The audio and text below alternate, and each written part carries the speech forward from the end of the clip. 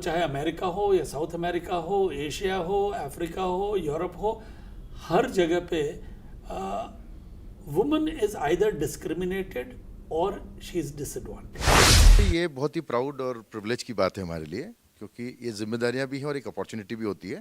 Because once you have your own president, हमको ऐसा लगता है जैसे शेखर जी हमारे अपने ही हैं, हमारे घर के हैं, तो हमारा एक अधिकार भी बनता है। बट यस, आपने जो बोला जिम्मेदारियां भी होती हैं और हम लोग सब तैयार हैं। पूरा ऑल इंडिया के जितने भी डिस्ट्रिक्ट गवर्नर इलेक्ट्स हैं, जैसे शेखर जी ने बताया 90% we're here with in the theme launch and everybody is very excited and very charge and I am sure that it will, ये जो साल है आने वाला, ये भारत के पूरे दुनिया में तो होगा ही, क्योंकि शेखर जी पूरी दुनिया को मोटिवेट कर रहे हैं। बट हमारे लिए, क्योंकि वो हमारे देश से प्रेसिडेंट हैं, it would be very exciting and something would be special for Rotary India. सो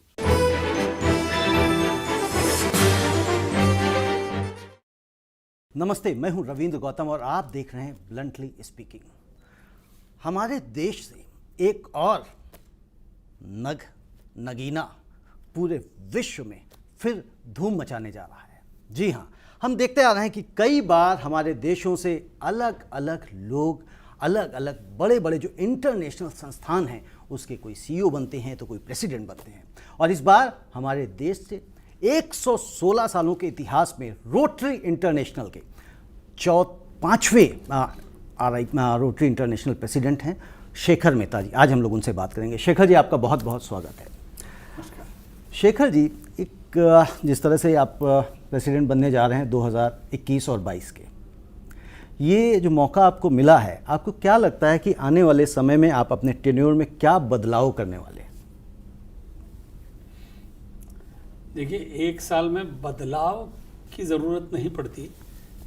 जो संस्था है ये रोटरी, बहुत ही बढ़िया काम ऑलरेडी हो रहा है जी। उस काम को और गति दी जा सकती है और उसे और आगे बढ़ाया जा सकता है। कहीं फोकस को ज़रा सा शिफ्ट किया जा सकता है, बहुत ज़्यादा नहीं, बिकॉज कंटिन्यूटी की ज़रूरत है।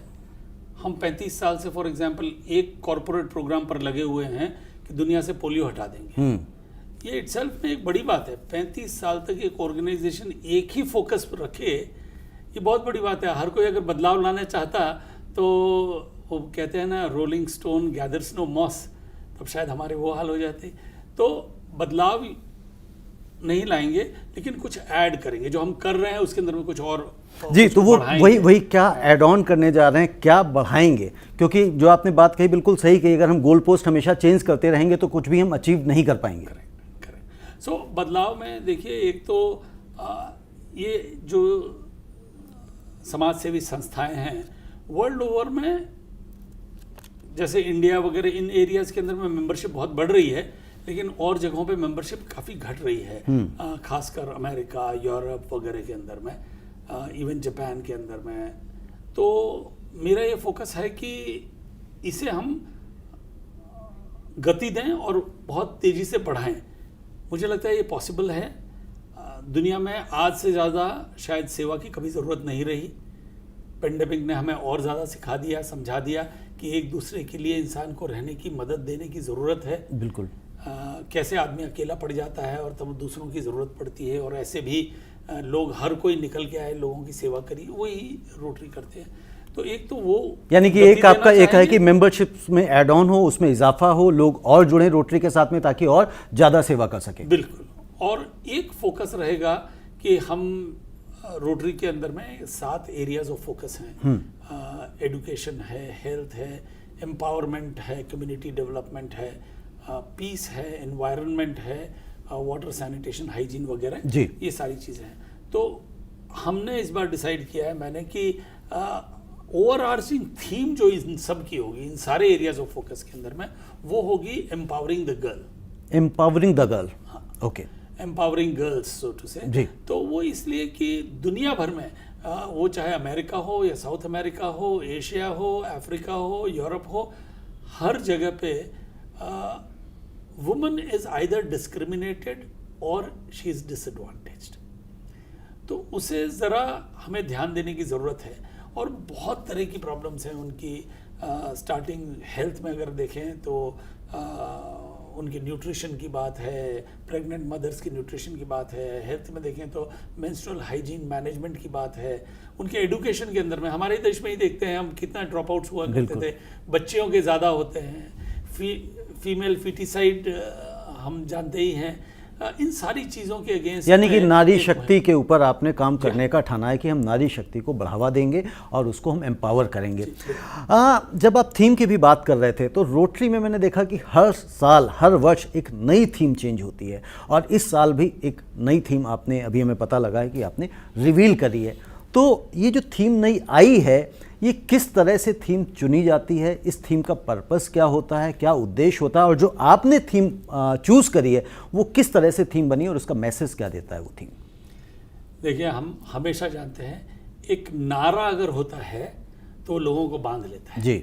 एक बार बोल के देखिए इनकलाब तो कैसे जिंदाबाद सबको बोलते हैं। So that's just to arouse the good feelings in people. तो हर साल एक थीम दी जाती है। प्रेसिडेंट, हमारा मोटो तो है सर्विस अबव सेल्फ, वो शुरुआत से है और हमेशा रहेगा, वो तो हमारा इथॉस है जी। लेकिन हर साल एक नई आवाज़ देने के लिए, क्योंकि एक नया प्रेसिडेंट आता है, और रोटरी में ये है कि हर साल सिर्फ रोटरी इंटरनेशनल का प्रेसिडेंट नहीं चेंज होता है, 35,000 क्लब जो कि 200 से ज़्यादा देशों के अंदर में है, वो उनका हर एक का प्रेसिडेंट चेंज होता है, हर एक को नए उत्साह की ज़रूरत होती है और तो एक थीम दी जाती है।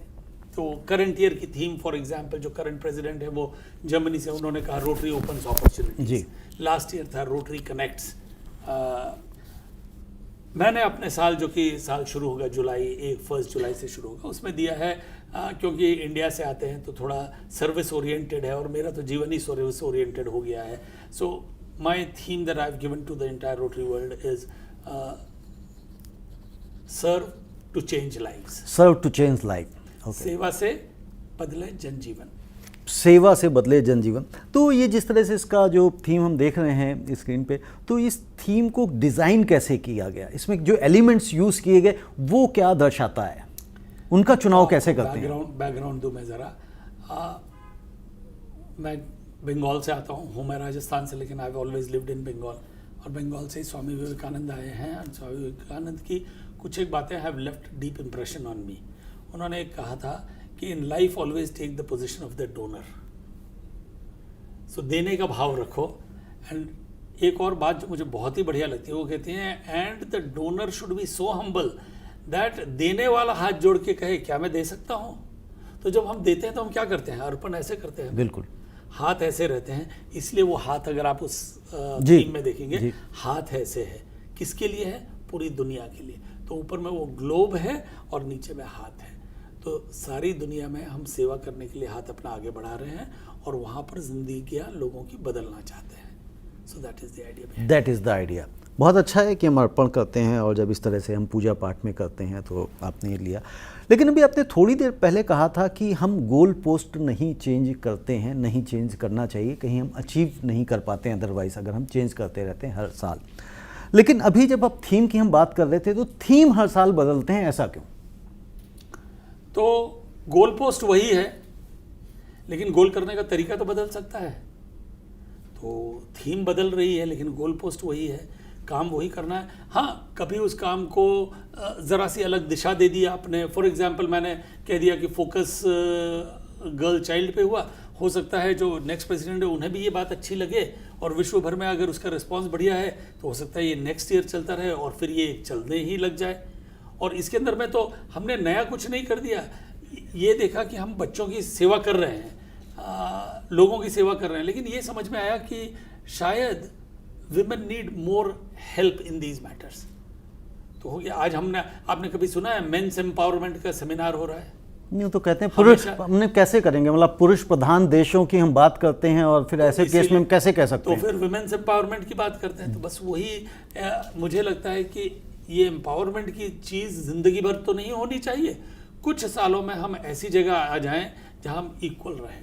हम चाहते हैं इक्वल रहें, तो हर संस्था को ये करने की ज़रूरत है। हर संस्था को करने की ज़रूरत है। बट हम कई बार शेखर जी देखते हैं, हम बातें बहुत करते हैं, फिलोसफिकल बातें हो जाती, लेकिन क्या ज़मीन पे उतना काम हो पाता है, उतना दिख पाता है? और उसको करने के लिए क्या और चीज़ों की हमें ज़रूरत है कि हम वाकई में बदलाव विजिबल देख पाएँ? देखिए, मेरे साथ तो ये है कि मैं अगर कोई सेमिनार भी कर रहा हूं तो अगर वो कॉल टू एक्शन नहीं है उसमें, कि अगर उससे कुछ काम ना हो, तो मुझे उस सेमिनार का कोई तथ्य ही नहीं समझ में आता है। मैं अगर कोई बात कर रहा हूँ, कहीं पे भी मैं लेक्चर दे रहा हूँ, तो मेरा हमेशा, और मुझे हज़ारों लेक्चर देने पड़ते हैं वर्ल्ड ओवर के अंदर में, पर मेरा हमेशा ध्येय रहता है कि मैं जो बात कहूँ उससे कुछ काम आगे बढ़े, और बढ़ता है। देखिए, एक ही एग्जाम्पल वापस से पोलियो का दूंगा। 35 साल पहले 150 देशों के अंदर में पोलियो था, 3.5 लाख बच्चे उससे ग्रस्त होते थे, या तो वो मर जाते या अपाहिज हो जाते। जी, ठीक है, पैरालिसिस हो जाता। बिल्कुल। और रोटरी को मतलब देखा भी, पोलियो जब भी रोटरी का नाम आता है देश में विदेश में कहीं भी, तो पोलियो से ही जोड़ के देखते हैं। तो इसलिए कि लास्ट ईयर 150 बच्चों ही को हुआ, 3.5 लाख तब और 150 अब। ये 35 साल के अंदर में अगर इसका अरिथमेटिक लगाएंगे तो आपको समझ में आएगा कि 2 करोड़ से ज़्यादा बच्चे, उनकी जानें बच गई हैं सिर्फ इस कारण से। तो ये 19 million children is not a small amount. बिल्कुल स्मॉल अमाउंट नहीं है शेखर। वर्ल्ड वॉर, जो फर्स्ट वर्ल्ड वॉर हुआ, उसके बराबरी की बात हो जाती है। हमने 3 बिलियन चिल्ड्रन को डोजेस दिए हैं, उसको मल्टीपल डोजेस हर बच्चे को।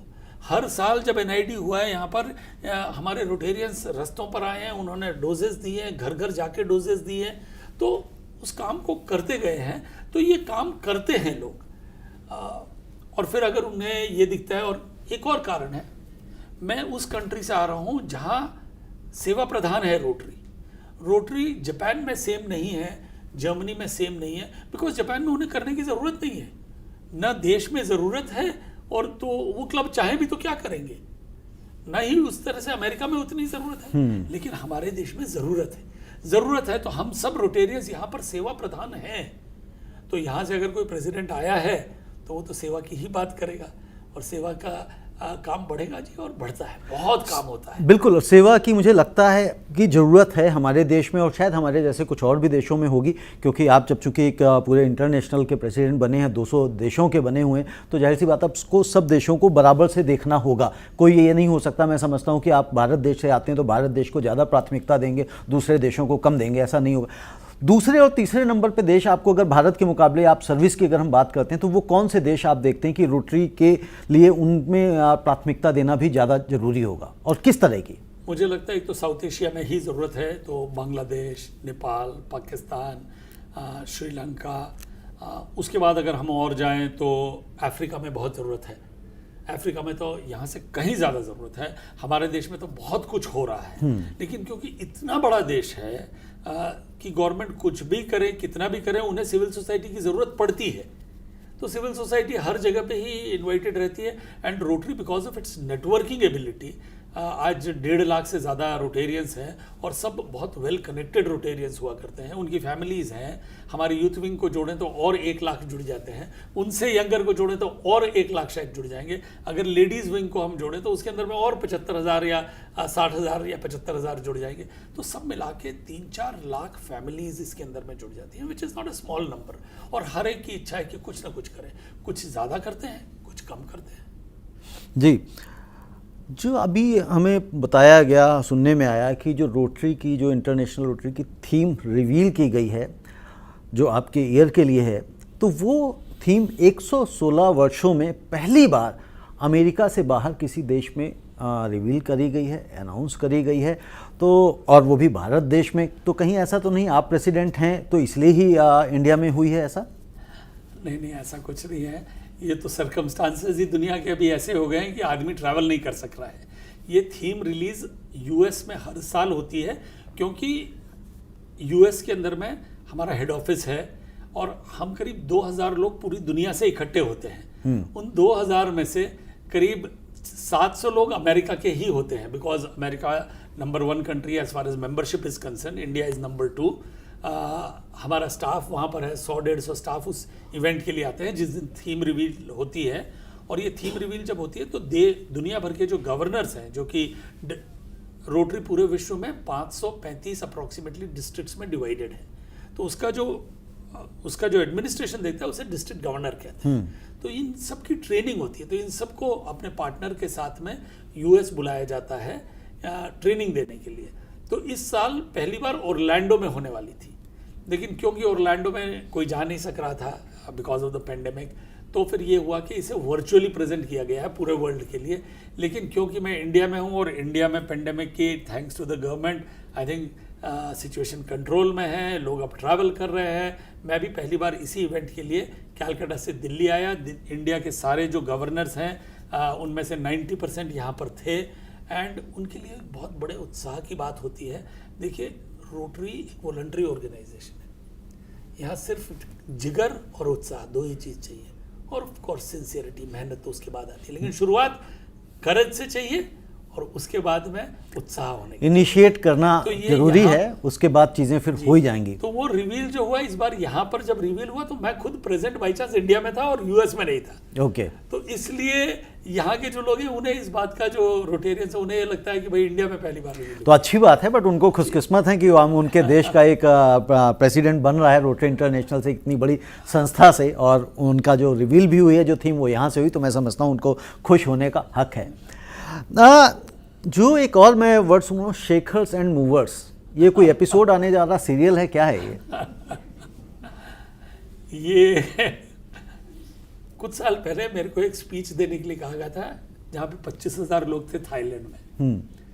तो स्टेज पे जाते जाते अचानक मुझे सूझी और मैंने वहाँ जब गया तो मैंने शुरुआत करी स्पीच की ज़रा सा एक सेंस ऑफ ह्यूमर से। मैंने कहा कि wow, I am very happy to see the movers and shakers of the entire Rotary world, you are the movers and I am shaker. तो वो उस दिन से ये हो गया कि मूवर्स एंड शेकर्स उन्हें कहा जाता है जो कि कहीं कुछ कर जाते हैं। तो नेचुरली अब जब मैं प्रेसिडेंट बना और मेरी स्पीच अगर शुरू हो रही है तो एक तो वो, लेकिन उसके अलावा क्या, ये जो सारे गवर्नर्स होते हैं इनकी जो ट्रेनिंग देते हैं वो करीब 45 लोग होते हैं दुनिया भर के। उनका एक टीम लीडर होता है, उसे मॉडरेटर कहते हैं इस इंटरनेशनल असेंबली का। उस मॉडरेटर ने वो जो 45 हैं लोग हैं उनको हर साल उनको भी एक टीम का नाम दिया जाता है। उसने इस बार नाम दे दिया शेकर्स मूवर्स। ओके। वो अपनी मर्जी से उसने तो उन्होंने अपनी मर्जी। तो आपने जब थाईलैंड में दिया था और शेकर्स एंड मूवर्स अनाउंस किया था, एक तरह से जो आपने कहा, मैंने ह्यूमरस एंगल लेते हुए किया था, तो कभी आपने सोचा था कि कभी ऐसा आएगा कि मैं प्रेसिडेंट बनूंगा और ये नहीं। चलेगा टाइटल? नहीं, कभी ऐसा नहीं सोचा था। So it is merely coincidence. हाँ, ये तो I mean people do it. यहाँ पे भी ये नाम मैंने नहीं रखा है, वो क्योंकि ये बात लोगों को, हर कोई को बहुत सिंपल है ना, मूवर्स एंड शेकर्स होता है, उन्होंने शेकर्स एंड मूवर्स कर दिया। अभी हमने थोड़ी देर पहले कहा कि जो ट्रेनिंग्स होती हैं वहाँ पे जो गवर्नर्स की ट्रेनिंग होती है तो उनके पार्टनर्स को भी बुलाते हैं। मैंने भी देखा कि यहाँ किसी भी तरह की गवर्नर की ट्रेनिंग हो, प्रेसिडेंट्स की ट्रेनिंग हो, सेक्रेटरीज की ट्रेनिंग हो, तो उनके साथ पार्टनर का आना एक तरह से अनिवार्य होता है। तो ऐसा क्यों? बड़ी जाहिर बात है, इंडिया में हम हैं, नहीं कहते हैं by one get one free. हाँ, तो अगर एक मेंबर है और दूसरा साथ में जो फैमिली मेंबर है, देखिए रोटरी हमेशा बहुत फैमिली को इम्पोर्टेंस देता है, सिर्फ स्पाउस ही नहीं, वाइफ या हस्बैंड ही नहीं, और लोग भी अगर फैमिली के जुड़े तो बहुत अच्छी बात है उसके अंदर में, और जुड़ते हैं उसके अंदर में। सेवा का कार्य है, अच्छा कार्य है, तो क्यों नहीं जुड़े उसके अंदर में। तो जो पार्टनर है उसका बहुत इम्पोर्टेंस रहती है, बहुत। कई बार होता है वो बैक एंड में ज़्यादा रहते हैं, उनका काम है बैक एंड संभाल लेना, फ्रंट एंड कहीं शेखर जी ऐसा तो नहीं सोचते रोटरी की, मतलब अगर मेल मेंबर अकेले जाएगा कहीं पे तो वो वाइफ पूछेगी कहाँ जा रहे हो, क्यों जा रहे हो, किस लिए जा रहे हो, तो उससे अच्छा है कि पार्टनर को भी इन्वॉल्व कर लें? ऐसा नहीं है जी, ऐसा एकदम नहीं है। और मेल क्यों, यहाँ तो फीमेल मेंबर्स अब कम नहीं है, अबाउट 25% तो हो गए, जबकि अभी 33 साल पहले, 34 साल पहले विमेन अलाउड हुई हैं। मेल मेंबर्स 116 साल से हैं और विमेन मेंबर्स रोटरी में आई हैं सिर्फ 34 साल से, तो उनकी पॉपुलेशन ऑलरेडी 25% है। मेरा जो बोर्ड है नेक्स्ट ईयर का रोटरी इंटरनेशनल का, उसमें 19 लोग हैं, हम लोग अलग अलग देशों से, 19 में से 9 फीमेल्स हैं। So Rotary gives lot of importance. और मेरे बाद जो बन रही हैं, प्रेसिडेंट बन रही है इंटरनेशनल की, वो पहली वुमन है जो कि रोटरी इंटरनेशनल की प्रेसिडेंट बन रही है। शेखर जी, जैसे हम लोग बात करते हैं, जब पोलियो की बात करते हैं तो रोटरी का नाम आता है। आपको क्या लगता है कि अगर हम पर्टिकुलर भारत देश की बात करें या साउथ अफ्रीका की बात करें, और क्या ऐसे थ्रस्ट एरियाज़ हैं जिसके ऊपर हमें काम करने की आवश्यकता है? ये आपने बड़े पते की बात पूछी, और ये तो अब जो निकलेगा एकदम, अभी तक तो निकल ही रहा था, लेकिन ये और ज़्यादा दिल की गहराई से निकलेगी ये बात। हमारे देश के अंदर में जो फोकस अभी रोटरी का है, पोलियो से नज़र नहीं हटी है अभी भी, क्योंकि 2 देशों में अभी भी पोलियो बच गया और वो एकदम हमारे करीबी बगल में है देश, वहाँ से कभी भी वापस पोलियो आ सकता है, उसे वीज़ा पासपोर्ट कुछ ना चाहिए। It is in Pakistan and Afghanistan, hopefully वहाँ से भी चला जाए तो दुनिया से चला जाएगा जी। पर इस बीच के अंदर में इंडिया से तो पोलियो 2011 में चला गया, तो तब से अभी तक के अंदर में रोटेरियंस इतना काम करना चाहते हैं तो 7 एरियाज ऑफ फोकस में काम करते ही हैं। लेकिन हमने खास काम शुरू कर दिया है लिटरेसी पे। ओके। और लिटरेसी पे जो हमारा काम है वृहद काम है, काफ़ी हम काफ़ी गहराई तक हमने सोचा है, सोच के एक होलिस्टिक प्रोग्राम डेवलप किया, उसका नाम दिया teach, teacher support, e learning, adult literacy, child development, happy school. ये टीच प्रोग्राम डेवलप किया और अभी ये पेंडेमिक के दौरान समझ में आया कि कितना बढ़िया काम हो रहा है रोटरी द्वारा। आपको बताऊं, मैं प्राइम मिनिस्टर से मैंने सुना था, उन्होंने टेलीविज़न पे कहा कि हम अब घर जो बच्चे बैठे हैं उनको हम ई लर्निंग प्रोवाइड करेंगे। हम ई लर्निंग लास्ट 12-13 साल से ऑलरेडी कर रहे थे, तो हमारे पास में कंटेंट रेडी था एब्सोल्युटली। हमने इमीडिएटली प्राइम मिनिस्टर को लिखा मैंने, और उनके ऑफिस से पीएमओ से रिस्पांस आया through the education ministry, and we have, you will be happy to know, अभी तक हमने क्लास 1 से 10 तक का total curriculum as per CBSE NCERT को हमने दे दिया। अब वो दीक्षा जो पोर्टल है उसके ऊपर में दिखाया जा रहा है, और प्राइम मिनिस्टर PM ई विद्या चैनल हैं 1 से लेकर क्लास 12 तक के लिए, उनके ऊपर रोज दिखाया जाता है। Okay. So our entire curriculum today, that curriculum was ready absolutely, and we could give it to the government. So I think we have played a big role in the education. ये जो बच्चे घर पे बैठे हैं वो पढ़ना चाह रहे हैं, अब सिर्फ यही नहीं, हम इस ई लर्निंग को हम हर स्कूल में पहुंचा देना चाहते हैं। अभी तक हम 30,000 स्कूल तक हम लोगों ने पहुंचा दिया है, लेकिन अब इंटेंशन है कि 3 लाख से ज़्यादा स्कूल तक पहुंच जाए। तो हमारे पास करिकुलम रेडी है, जिस स्कूल में टेलीविज़न है हम उसे अपलोड कर देंगे उस टेलीविज़न पे, या एक पेन ड्राइव पे अपलोड करके उसको लगा दें, उसको स्मार्ट टीवी बना दिया, तो वो बच्चे, आप सोचिए, बच्चे सडनली ऑडियो विजुअल तरीके से पढ़ने लग जाएंगे। गांव का बच्चा ऑडियो विजुअल तरीके से। मैं एग्जैक्टली यही पूछने जा रहा था कि जब हम ई लर्निंग की बात करते हैं तो क्या ये सिर्फ रोटरी शहरों में ही काम करती है, गांवों में, और जो दूर दराज के गांव हैं जहां तक हम अगर बात करें मोबाइल के सिग्नल्स नहीं पहुंचते हैं, डेटा नहीं पहुंचता है, तो वहाँ कैसे सिखाएंगे? वहीं सबसे ज़्यादा ज़रूरत है जहाँ डेटा नहीं पहुँच रहा लेकिन टेलीविज़न वहाँ पहुँच रहा है जी। तो टेलीविज़न के ऊपर में दिखाया जा रहा है। ये गवर्नमेंट ने बहुत बढ़िया किया कि ये जो चैनल शुरू कर दिए 12 चैनल, तो 12 चैनल इसलिए शुरू किए कि अलग अलग चैनल के ऊपर में क्लास 3 वाला बच्चा चैनल 3 देख रहा है। पर मेरा एक सजेशन है आपके इस मीडियम से, मैं कहूँ, मैं तो कहूँगा एक ही चैनल है, लेकिन मैं क्लास 5 का चैप्टर नंबर 3 ज्योग्राफी का पढ़ सकूं, और उसी समय आप उसी टेलीविज़न के ऊपर में क्लास 8 का हिस्ट्री का चैप्टर नंबर 8 पढ़ सकें। ऐसा होता है, हम एक फ्लाइट में जाते हैं, हर कोई अलग सिनेमा देखता है, अपनी चॉइस से देख सकते हैं हम। So if that is done then it will be excellent. तब क्या हो गया, मैं स्कूल में कुछ भी पढ़ के आया, घर आके मैं रेफरेंस में उसे ऑडियो विजुअल तरीके से पढ़ सकता हूँ, इवन दो मेरी स्कूल के अंदर में टेलीविजन नहीं है, बगल वाली स्कूल के अंदर में है टेलीविजन। रही बात शहर और गांव की, तो हमारा काम ज़्यादा 100% गवर्नमेंट स्कूल्स में है, और गांव की तरफ ज़्यादा झुकाव है। यानी कि आपने दराज की बात भी कह दूं आपने, अभी हमारे यहाँ पर एक मुहिम अभी शुरू हुई, 35,000 टेलीविजन सेट्स दिए जा रहे हैं सिक्किम में। हमें पता चला, we got in touch with the government has facilitated to the Sikkim government, और सिक्किम गवर्नमेंट के साथ में हम अब वो जो करिकुलम हमारा है वो 35,000 टीवी के अंदर में लोड होके ही वो टेलीविज़न जा रहा है।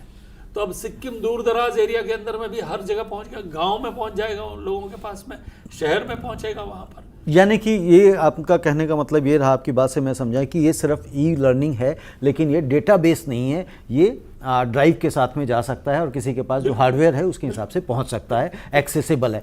अब एक बहुत बड़ी बात आई कि मान लीजिए हम गाँवों और दूर दराज की बातों तक हम जाते हैं, पहुँचते हैं, वहाँ हम इसे प्रमोट कैसे करेंगे, बच्चों को बताएंगे कैसे कि ये वाला चैनल बेटा देखना है? तो जब स्कूल में पहुंच जाएगा, तो स्कूल में तो एक बार एक स्कूल में जाइए आप, तो उत्साह देखिए सिर्फ बच्चों का।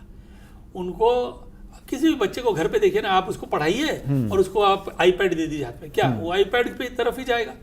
तो पूना में जब हमने शुरू में लगाया तो बच्चे बोलते थे हमको प्रोजेक्टर वाले स्कूल में जाना है, क्योंकि हमने स्कूल शुरू हार्डवेयर भी हम देते थे, प्रोजेक्टर देते थे और साथ में ये जो करिकुलम है वो भी देते थे, कंटेंट देते थे। पर अब हमारा फोकस सिर्फ कंटेंट पे है।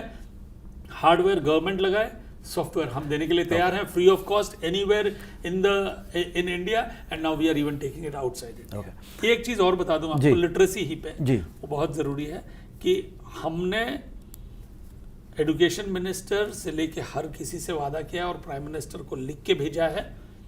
मैं जल्द ही उनसे मिल सकूंगा अभी पेंडेमिक के बाद। तो मेरा ये कहना है कि रोटरी पोलियो के बाद अब इंडिया से इलिटरेसी हटाना चाहती है और हम प्रतिबद्ध हैं इस काम को करने के लिए। इन 73 years of independence, our literacy rate at the last census was 74%. अभी सेंसस चल रहा है, आई होप वो 80 तक पहुंच जाए। मुझे दिक्कत लगती है क्योंकि हमारे देश की 20% आबादी आज भी एडल्ट इलिटरेट है। 27 करोड़ एडल्ट इलिटरेट इंडिया में है, हमारी पॉपुलेशन 135 करोड़ है, उसका 20% होता है 27 करोड़। तो ये जब तक इलिटरेट नहीं हो जाएंगे तो हमारी लिटरेसी रेट 100% पहुंच नहीं सकती। और हम कमिटेड हैं कि हम इन्हें पढ़ाने के लिए तैयार हैं, and we have a plan for it. ये जो पढ़ना लिखना अभियान अभी आया है, उसमें कुछ भूमिका रोटरी की भी रही है, जहां हमने जाके ये कॉन्सेप्ट बताया था कि हर एक बच्चे 25 करोड़ बच्चे स्टूडेंट्स एजुकेशन सिस्टम में हैं। जी, यानी कि कुल मिला के आप ये कह रहे हैं कि अब पोलियो के बाद हमने ये बीड़ा उठा लिया है कि रोटरी ने जो है जो एजुकेशन है वो पूरी तरह से प्रोवाइड करेगी और जो इलिटरेसी है वो ख़त्म करेगी, रेडिकेट करेगी। जब हम बात करते हैं इसी से, अगर मैं जुड़ा हुआ एक प्रश्न पूछूं कि अगर शिक्षा मिल जाती है, पहला स्टेप है, ठीक है, हमारे पास जो नहीं है पहले हम उसे अचीव करते हैं, लेकिन जो वर्ग शिक्षित भी है, अगर हम युवाओं की बात करें तो उनको रोजगार नहीं मिलता। अगर मैं सिर्फ एक उत्तर प्रदेश का डेटा दूं तो वहाँ पे तकरीबन 1.25 करोड़ लोग जो है स्नातक हैं, ग्रेजुएट हैं, लेकिन उसके बावजूद वो बेरोजगार हैं, 1.25 करोड़ लोग। तो जी, न्यू एजुकेशन पॉलिसी अगर आप देखें तो बहुत फोकस है स्किलिंग के ऊपर में, tremendous focus, and that is what is needed in this world today. और आई एम वेरी हैप्पी कि अर्ली क्लास 9-10 से ही, उसके पहले से शायद आप स्किल अपना चूज कर सकते हैं, आप किस स्किल में जाना चाहते हैं। एक तो डिग्निटी ऑफ लेबर बढ़ जाएगी, हम कारपेंटरी को छोटा काम नहीं समझेंगे, एक वर्क ऑफ आर्ट भी समझा जा सकता है उसे। गांधी जी ने ये बात कही थी, समझा जा सकते नहीं, समझना चाहिए, बहुत जरूरी है। गांधी जी यहाँ तक कहते थे कि भाई अगर कोई रास्ता साफ करके जाए तो ऐसा लगे कि कोई आर्टिस्ट आर्ट करके गया है, चित्र बना के गया है। तो वो चीज़ आ रही है, and I am very happy कि the new education policy has that. Skilling also is something that we are doing, we are deeply involve in to the skilling program. अभी हम कर रहे थे, जस्ट फिर तो बीच में पेंडेमिक आ गया, 6000 विडोज या सिंगल मदर्स या उनके अनमैरिड चिल्ड्रन, उनके लिए नॉट ओनली उनको स्किल डेवलपमेंट कराना, बट उनकी या तो नौकरी लगा देना या उनका बिजनेस स्टार्ट करवा देना। So this program is underway and this will keep growing. जी, शेखर जी, जब हम थ्रस्ट एरिया की बात करते हैं, रोटरी आप एक सर्विस ऑर्गेनाइजेशन की तरह देखी भी जाती है और है भी। हमारे देश में एक और बहुत बड़ी प्रॉब्लम है, हम भारत देश की बात कर रहे हैं, कुछ और देशों में भी है, हमें सबको पता है। जब हम भूखमरी की बात करते हैं तो हमारा देश ग्लोबल हंगर इंडेक्स में जो अभी जो करंट था, लेटेस्ट था, 94th नंबर पे रैंक कर रहा है। तो उस तरफ क्या रोटरी कुछ कर सकता है प्रयास कि हमारे देश से भूखमरी भी खत्म हो? सो देखिए, मुझे लगता है जब आदमी एडुकेटेड हो जाएगा और स्किल्ड हो जाएगा तो क्या करेगा, कमाएगा तो भूखा नहीं रहेगा। सो द राइट थिंग, एक कहावत है ना इंग्लिश में, rather than give a fish every day, teach the person to do fishing या teach the person to make the net. तो मुझे लगता है वही हम करना चाह रहे हैं, and that is where the focus is. At the same time बहुत सारे रोटरी क्लब हैं जो कि, मेरा खुद का रोटरी क्लब करता है ये कि हमारा एक फूड बैंक है, वहाँ पे डेली लोगों को खाना खिलाया जाता है, पर पूरे इंडिया भर के अंदर में ये प्रोग्राम नहीं लिया गया है। I will tell you, even Rotary India literacy mission for example, उन्होंने अभी तक 15 लाख बच्चों को खाना खिलाया। रोज 2500 बच्चे कैलकाटा के अंदर में, उनका मिड डे मील होता है, सुबह का मील रोटरी प्रोवाइड करता है इन 2500 बच्चों को। हम चेष्टा करेंगे और नंबर्स बढ़ जाएं। बाकी ये काम दूसरी संस्थाएं भी करती हैं और बहुत हाँ करती बेहतरीन हैं, करती हैं। बहुत काम करती हैं, बट अगेन फिर भी जो नंबर हैं आप देखिए, जब 94th नंबर पे अगर रैंक कर रहा है और हमारे जो पड़ोसी देश हैं वो हमसे बेहतर हैं इस मामले में एटलीस्ट, तो यहाँ पे मतलब एक सोचने की ज़रूरत है, काम करने की आवश्यकता है। कई बार ये भी देखा जाता है कि रोटरी जो है ना शहरों में ज़्यादा है, गाँवों तक दूर दराज के एरिया में नहीं पहुँच पाता सर्विस देने के लिए, उसके ऊपर कैसे काम किया जा सकता है कि रोटरी इंटीरियर में भी पहुँचे? तो पहला काम तो मैं ये करूंगा कि यहाँ का जो डिस्ट्रिक्ट गवर्नर है वो आपको नेक्स्ट टाइम गाँव में लेके जाए, तब आप देखिए रोटरी का काम। मेरे क्लब ने कैलकाटा में 6000 रूरल टॉयलेट्स लगाए हैं। अब रूरल टॉयलेट अर्बन एरिया में तो लग नहीं रहे जी, गाँवों में लग रहे हैं। और वो जो गाँव में एक बार अगर आप जाएंगे आज के दिन, उनके घर तो कच्चे घर हैं अभी भी, लेकिन पक्के टॉयलेट्स बनाए हैं। मैं कहता हूँ वो ताजमहल लगते हैं उनके घरों के सामने में वो टॉयलेट्स। ये सारा काम रूरल एरिया में हो रहा है। पानी के ऊपर में हमने मिनिस्टर से कहा है कि 10% काम हम गवर्नमेंट का करने के लिए तैयार हैं, ओनली इन वाटर। तो ये वाटर का काम शहरों में तो नहीं हो रहा है, हर घर नल से जल।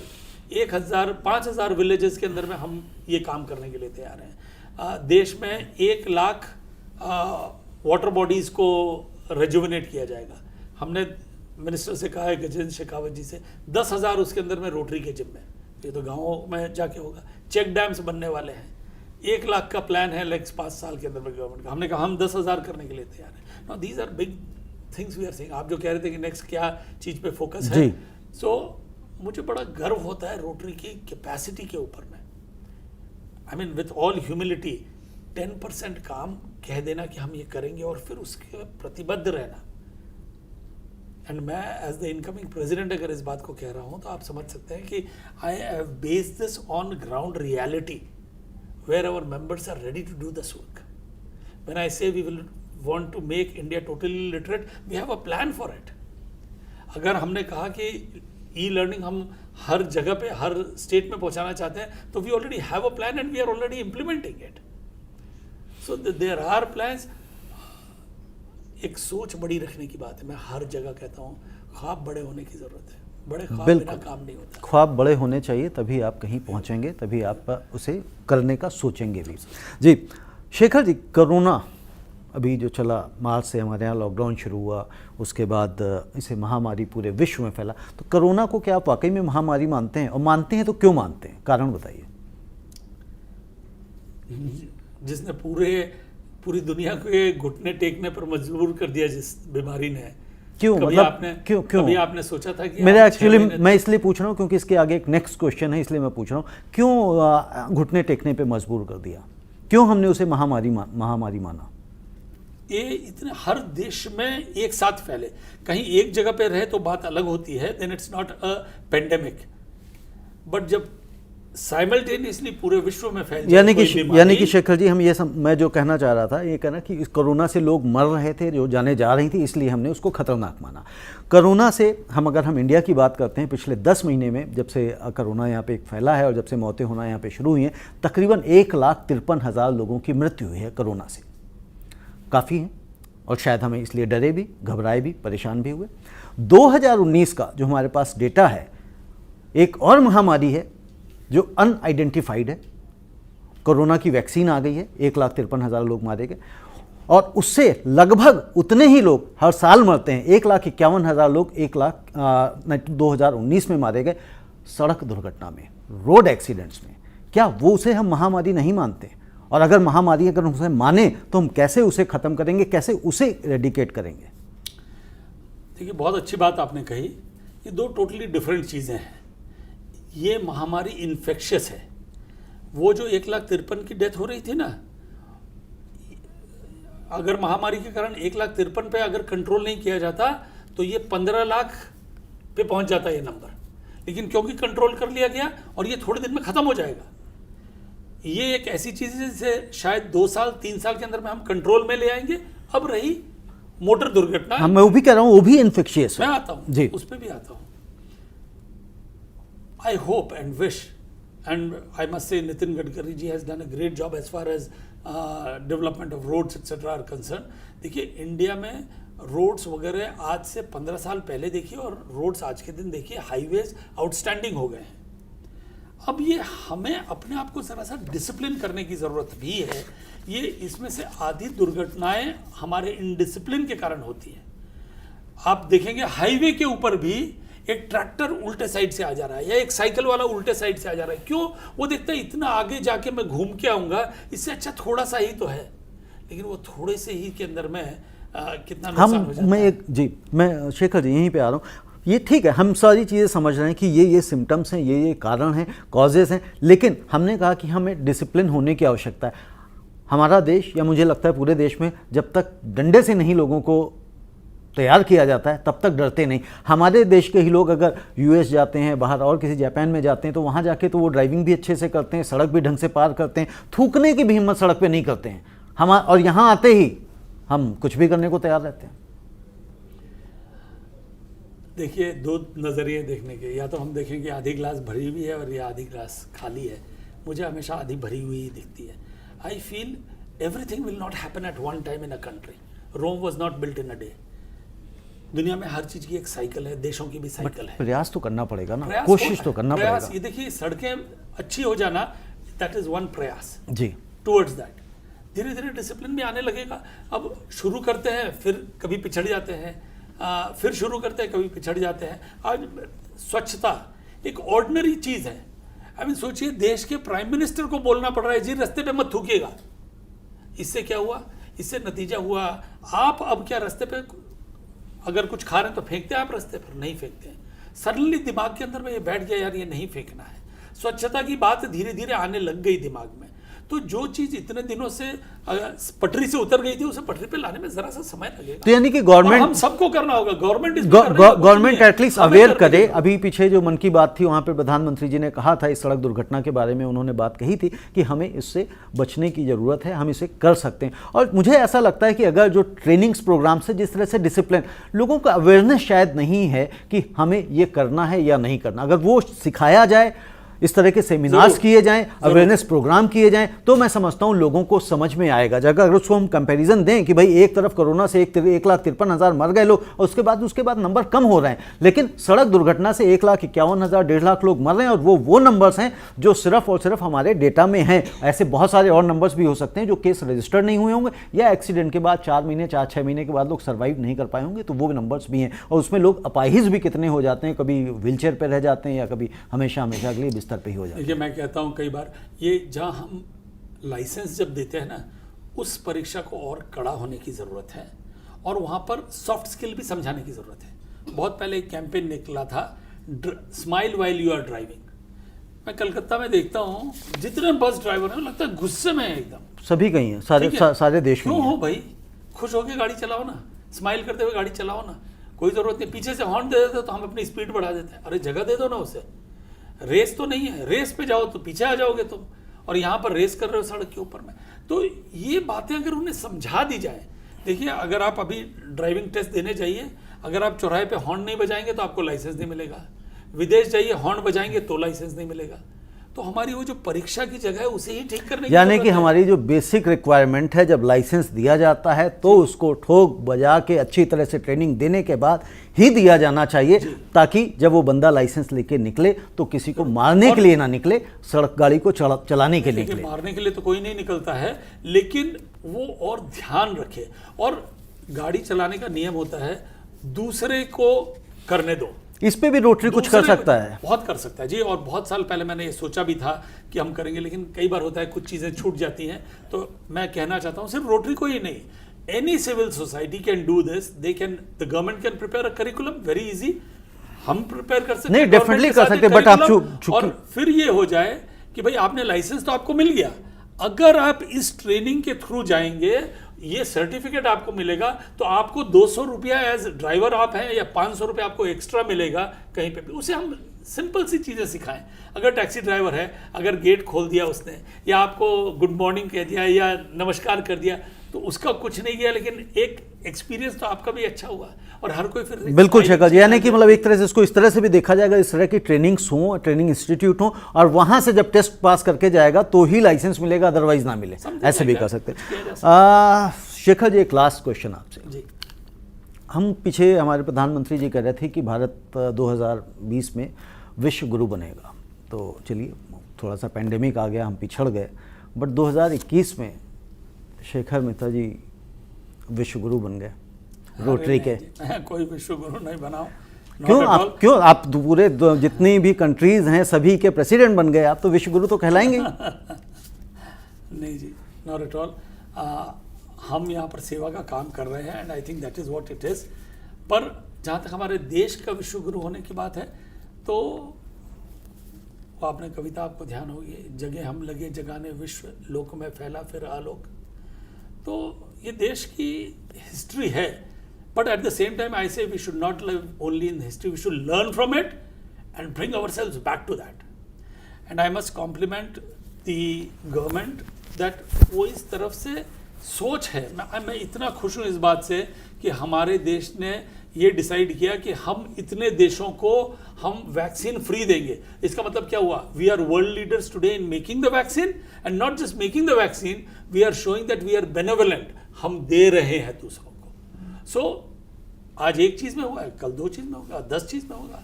जब इंडिया में रिसर्च ओरिएंटेड काम यहाँ पर होने लग जाएगा, which the prime minister also is saying, I tell you, जो बंदे यहाँ से जाके, जो आपने शुरुआत कही कि सीईओ दुनिया में बन रहे हैं, वो सीईओ यहाँ बनेंगे और यहाँ बनेंगे और यहाँ की वो कंपनियां बड़ी होंगी। ये हर चीज की लाइफ में एक साइकिल है। हमारा देश वापस वहीं पहुंचेगा, हमारा देश वापस वहीं पहुंचेगा, सोने की चिड़िया वापस बनेगा। शेखर जी बहुत बहुत शुक्रिया, आपने बड़ी बेबाकी से बात करी और सारे सवालों का जवाब दिए। तो ये थे आज हमारे साथ शेखर मेहता जी। और आप लोगों से भी मैं सिर्फ और सिर्फ विनती करूंगा कि समाज के लिए काम करें, क्योंकि समाज, मैं बार बार इस तरह के जब कार्यक्रम करता हूं, मैं कहता हूं कि समाज, सोसाइटी हमें इतना देता है, जन्म से लेके मृत्यु तक। हमारा भी दायित्व बनता है, हमारी भी रिस्पॉन्सिबिलिटी बनती है कि जब समय मिले, जब हमें लगे कि हम कर सकते हैं, तो हमें समाज को वापस देना चाहिए। और कभी भी मत ये सोचिए कि जब हमारे पास बहुत सारा पैसा हो जाएगा तभी हम समाज को कुछ दे पाएंगे। ज़रूरी नहीं है कि पैसे से ही आप समाज सेवा कर सकते हैं। आपने ज़रूर सुना होगा, तन मन धन। आपके पास तन है यानी कि आप कोई सेवा कर सकते हैं, फिजिकल लेबर दे सकते हैं, आप वहाँ कर जाइए। मन है, कुछ आप ऐसे आइडिया दे सकते हैं कुछ ऑर्गेनाइजेशंस को, उनको शेयर करिए कि बॉस ये आइडिया है मेरे पास। अगर मैंने सड़क दुर्घटना की बात करी, एजुकेशन की हम लोग बात कर रहे हैं, भुखमरी, आप बता सकते हैं कि साहब ये किया जाए तो हम इसको दूर कर सकते हैं। जिसके पास धन है वो उन चीज़ों को, आइडियाज़ को लेगा, फिजिकल लेबर को लेगा, इम्प्लीमेंट होंगी चीज़ें और सारी चीज़ मिलजुल के हम पहुंच ऐसी जगह जाएंगे कि जो देश हम बात कर रहे हैं शेखर मेहता जी, सोने की चिड़िया, तो सारे ही देश मैं कहता हूँ सोने की चिड़िया बन जाएगी। धन्यवाद, नमस्ते। राशि जी, आपके पतिदेव नए अध्यक्ष बनने जा रहे हैं रोटरी इंटरनेशनल के प्रेसिडेंट, तो एज ए फर्स्ट लेडी आपका क्या रोल होगा इसमें? मुझे इस बात का बहुत फ़ख्र है कि हम एक ऐसी संस्था से जुड़े हुए हैं जहाँ पे पार्टनर्स की काबिलियत पर बहुत भरोसा किया जाता है, उनको बहुत इज़्ज़त दी जाती है, उनकी भागीदारी और उनके साथ को बहुत महत्ता दी जाती है। और ये सारा role as a support system के हिसाब से करना चाहते हैं हम सभी पार्टनर्स जो हैं। तो वही काम मैं करूँगी जो कि मैं इतने साल से रोटरी जर्नी में अपने पार्टनर के साथ करती आई हूँ। लेकिन इस साल तो कुछ खास होगा, कुछ ज़्यादा काम करना पड़ेगा। जो भी फोकस एरिया उनका है उसमें सभी पार्टनर्स को मेरी तरफ से ये आह्वान रहेगा कि आप दो काम करिए। एक तो अपनी लीडरशिप से अपने पार्टनर को सपोर्ट करिए जिससे कि वो इस काम को और ज़्यादा कर सकें। और जितनी भी पार्टनर्स लीडरशिप पोजीशन में हैं वो जब कहती हैं तो उस बात का नेचुरली एक बहुत ज़्यादा महत्व होता है। और इसके अलावा अपने पार्टनर को हेल्प करने के साथ साथ जो और पार्टनर्स हैं उनके अपने अपने इलाके में, वो दे लीड बाय एग्जाम्पल और उनको भी प्रोत्साहित करें कि वो पार्टनर्स के साथ काम करें और सारे पार्टनर्स उस एरिया के मिलकर अपनी एक अलग पहचान बनाने के लिए, न सिर्फ पहचान बनाने के लिए परंतु उस इलाके में सेवा का एक नया आयाम वो अगर मिलकर अपना स्थापित कर सकें तो that will be the best situation। जी, जैसे मेरी भी शेखर जी से बात हुई थी तो उन्होंने कहा कि वो नारी शक्ति के ऊपर बहुत ज़्यादा फोकस करने वाले हैं, बहुत ज़्यादा काम करने वाले हैं। आप खुद नारी हैं तो आप इसको किस तरह से देखती हैं और आपको कहाँ कौन कौन से बेसिकली ऐसे एरियाज़ लगते हैं जहाँ पे काम करने की आवश्यकता है? देखिए, अलग अलग एरियाज़ में अलग अलग हैं, परंतु कुछ एक ऐसे हैं एरियाज़ जहाँ पे कि हर कंट्री में एक डिस्क्रिमिनेशन है, एक डिसएडवांटेज पोजीशन में है, रेड लाइट एरियाज़ हैं और ये स्कूल ड्रॉप आउट वाले में भी हमने देखा है कि लड़कियां हैं जो ज़्यादा रह जाती हैं पीछे, लड़कों को फिर भेज दिया जाता है बट लड़कियों को नहीं भेजा जाता है।